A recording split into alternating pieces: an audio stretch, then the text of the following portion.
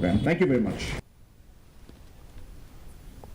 While attending the 4th edition of the Shillong Literary Festival, renowned author Vikram Seth emphasized that one of India's greatest strengths is its citizens' freedom of expression. He noted that people do not wish to see growing pressure being imposed on writers, educational institutions or other spheres. As such, constraints could hinder the nation's democratic spirit. Seth also advised the youth to take interest in writing and reading books.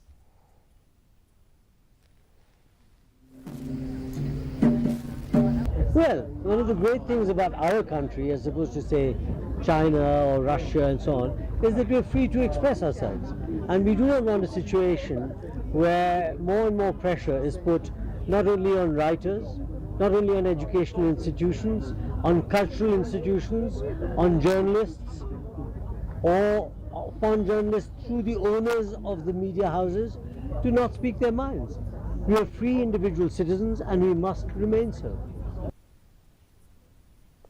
The National